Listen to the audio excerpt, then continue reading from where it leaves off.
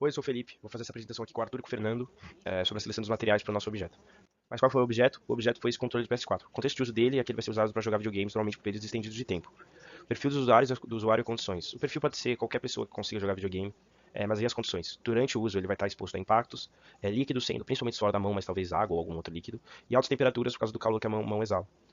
A desmontagem dele foi feita primeiro tirando os parafusos e separando a carcaça externa dele, que era composta por uma parte de cima e uma parte de baixo. A gente passou então para os componentes de dentro, pegando os componentes menores e desmontando eles, ou observando caso eles não poderiam ser desmontados. A partir disso a gente conseguiu os componentes que a gente ficou interessado. O primeiro componente é um filme de condução que fica dentro do touchpad. Pode ver daqui na imagem, ele ficava ali na área onde ficava o touchpad. A gente está falando aqui não de tudo que está na imagem, mas só o filme amarelo por baixo. Como você pode ver ali, tem alguns desenhos em cima desse filme, que é uma tinta elétrica, que vai conduzir. A gente está interessado só no filme dentro, por baixo, não a tinta. A função dele é carregar, ele vai carregar essa tinta vai carregar o sinal elétrico que os sensores do touchpad têm para o resto do controle.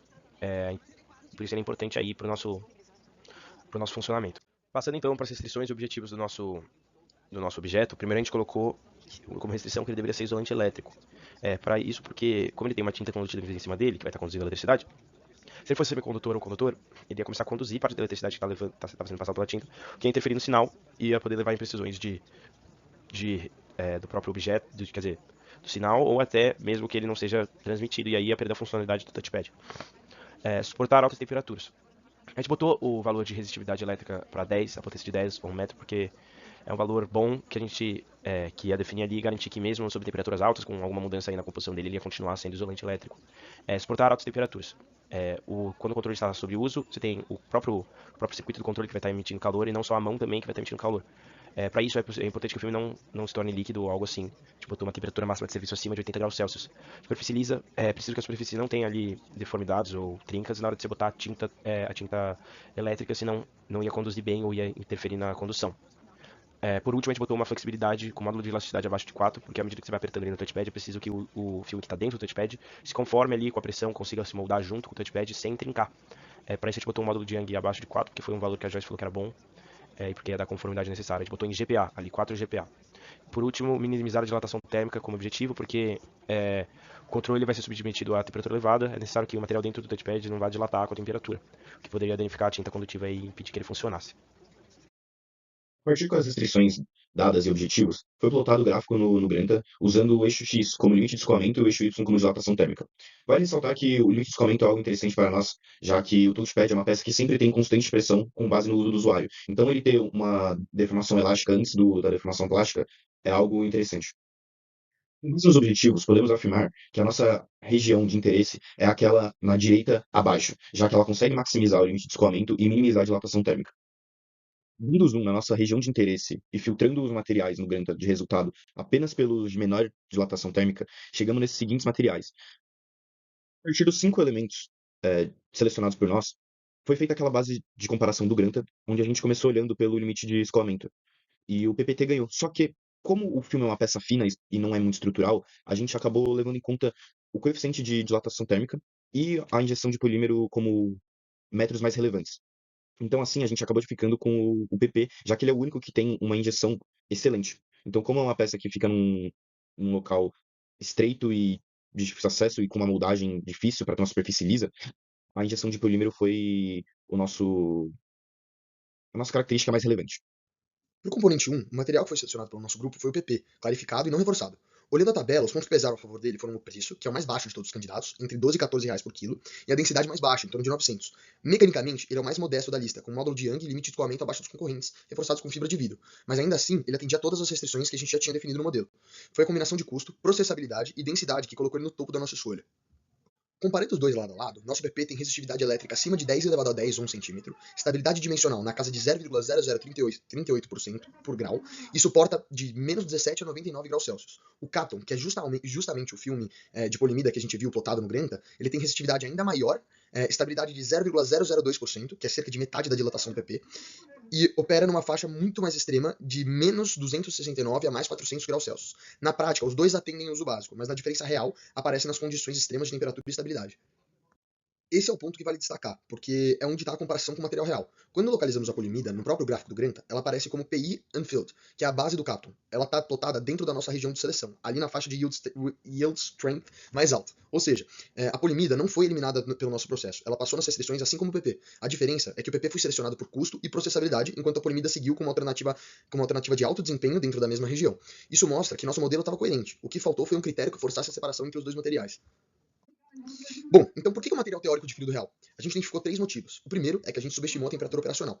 Nossa restrição ela era acima de 80 graus Celsius, mas a aplicação real exige até 400 graus Celsius. E aí o PP, com um máximo de 99 graus Celsius, fica muito aquém do Capton. Segundo, a gente deixou a estabilidade dimensional como um objetivo vago, minimizar a dilatação, sem limite numérico. E a polimida é cerca de 50% melhor que o PP nesse quesito. Terceiro, não consideramos o vácuo, radiação e criogênio, que são essenciais em aplicações espaciais de eletrônica avançada. A conclusão é a parte mais importante. A polimida passou em todas as restrições no Granta. Ela estava dentro da nossa seleção.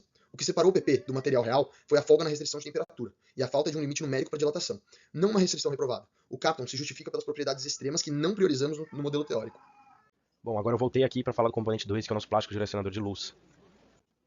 Primeiro falar do que ele faz. Ele é esse objeto aqui embaixo, o que ele vai fazer? Ele é um pedaço de, quer dizer, onde ele fica. Ele é um pedaço de plástico que vai ficar depositado na parte de baixo da carcaça ali, e a extremidade inferior, menorzinha dele, que é essa parte de baixo, vai ficar conectada ao circuito central do controle. Ele vai fazer o quê? Ele vai receber uma luz nessa parte inferior do próprio circuito, um LEDzinho, e a função dele é conduzir essa luz até a extremidade maior, que tá onde tem o difusor. Como você pode ver ali, ela é um pouco mais granulada. Ela já é um difusor, ela fica conectada a um outro difusor que vai levar a luz para fora. Com essa luz aí, você consegue indicar se o controle está carregando, se ele está ligado, se ele está desligado, se ele está com pouca bateria, se ele está conectado. Tudo isso você faz e é uma funcionalidade importante para o usuário conseguir entender o que está acontecendo com o controle dele enquanto ele está usando. Passar agora para as restrições objetivos dele. As primeiras 2 restrições que a gente botou. O material tem que ser moldável, ou seja, na hora que você for fazer ali você dar o formato dele, ele tem, como você pode ver, ele tem uma curva suavizada ali. Esse é um formato só que você consegue obter enquanto ele está quente ali, moldando ele por injeção. Então, por isso, a gente precisa que seja um material moldável, que seja que fique líquido ou fique maleável quando quente.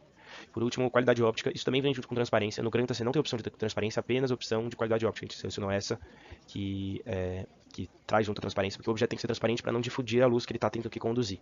Então, agora maximizar os objetivos. Primeiro, maximizar a tenacidade. O controle vai ser exposto a impactos, ele vai cair, ele vai bater. É importante que o material não trinque quando ele bata.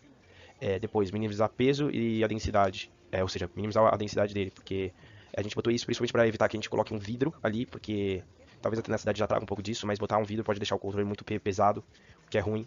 Porque a gente quer algo leve que você consiga mexer com a sua mão. Então, é isso. Vou passar de novo agora pro Arthur. No guia de luz, a partir das restrições, foi plotado um gráfico mostrando os nossos objetivos, tendo o eixo X como a densidade e o eixo Y a tenacidade. Com as restrições aplicadas, foi selecionado um material que pudesse ser o mais tenaz possível e o mais leve possível, ou seja, com a menor densidade, ficando com esta zona de interesse. Dando zoom na zona de interesse e selecionando os materiais mais tenazes, pegamos os 5 primeiros como nossos possíveis materiais. Já nesse segundo gráfico, trocamos a tenacidade pela resistência. A ideia era achar um material mais resistente sem ser muito pesado. Selecionando na área do gráfico a parte onde ele pudesse ser o mais leve e ainda ter uma maior resistência, ficamos com esta zona de interesse. Dando zoom na zona de interesse, separando os materiais pela ordem de maior resistência, ficamos com esses 5 primeiros candidatos. Agora, para escolher nosso candidato final do gráfico 1, foi feita a base de comparação do Granta com 5 materiais selecionados. Primeiro, na densidade, podemos ver que o PCTA ele tem a segunda mais baixa entre os 5 materiais, porém ele tem a maior tenacidade entre eles. Todos eles têm uma injeção de polímero aceitável, ou seja, para manter aquela superfície lisa. A questão da transparência também, a maioria deles tem a qualidade óptica, então o que foi mais relevante para nós foi a questão da tenacidade mesmo, sendo o PCTA o maior entre eles. Dos 5 materiais selecionados do gráfico 2, primeiro olhamos a resistência. Porém, esse SRP ele já pode ser descartado, já que ele tem um preço muito alto e ele é frágil. Aqui no slide não tá mostrando isso, porém, ao entrar no Granta e entrando em cada um dos materiais, foi visto isso e é algo relevante. Então, a gente já descartou ele, já que por uma peça de controle, que o custo é algo relevante, já descartamos. Então, ficamos com PI mais PC, que tem a maior resistência entre eles. E ele tem uma injeção, uma moldagem, uma moldabilidade excelente e uma densidade na mesma região dos outros materiais. Então, a gente acabou selecionando o PI mais PC. O material que a gente selecionou para o componente 2 foi o PCTA, um termoplástico amorfo 100% polímero. Os números que pesaram na escolha foram a densidade entre 1200 e 1220, o limite de escoamento de 40 a 62 MPa e a transparência de qualidade óptica. Ele atendia todas as restrições que tínhamos definido, combinando transparência, mobilidade por injeção e resistência mecânica adequada. Comparando aos outros candidatos, como o PCTG e o PPSU, ele entregava esse equilíbrio com um custo competitivo. Comparando os dois lado a lado, o PCTA e o policarbonato são de fato bem próximos. Ambos são transparentes, moldáveis por injeção e têm densidade em torno de 1,2 gramas por centímetro cúbico. A diferença está realmente no limite de escoamento, onde o PC é ligeiramente superior, de 55 a 65 MPa contra 40 a 62 do PCTA. Esse aqui é o slide onde a gente detalha a comparação com o material real. Quando a gente localiza o policarbonato dentro do próprio Granta, ele aparece em 3 variantes, todas as caixas azuis: Low Viscosity Molding and Extrusion, Low Viscosity Flame Retarded and High Viscosity. E o que se vê claramente é que o PC fica majoritariamente fora da nossa região de seleção, à esquerda do retângulo, enquanto o PCTA está dentro dela. Ou seja, o policarbonato foi efetivamente filtrado pelo nosso processo. Ele não atendeu à faixa de elongation que a gente estabeleceu como restrição. Isso explica porque o modelo ele não convergiu para o PC. Não foi descuido, ele realmente caiu fora dos limites que foram definidos por a gente. Por que os dois materiais são tão similares? Como mostram os 3 blocos, densidade, transparência e processamento são praticamente idênticos. E os limites de escoamento eles estão na mesma faixa, 40 a 62 MPa no PCTA contra 55 a 65 no PC. Nossas restrições de transparência, moldabilidade e objetivos de tenacidade e resistência foram atingidos, mas a diferença decisiva que apareceu no Granta foi o policarbonato ele cai fora da nossa região de seleção, reprovado pela restrição de elongation. Por isso, o nosso modelo convergiu para o PCTA e não para o PC. Na prática industrial, os dois seriam alternativas reais e muito próximas, mas dentro dos limites que a gente definiu, o PCTA ele foi a escolha correta e o PC foi corretamente filtrado, mas não esquecido. Essas aqui são as nossas referências e muito obrigado.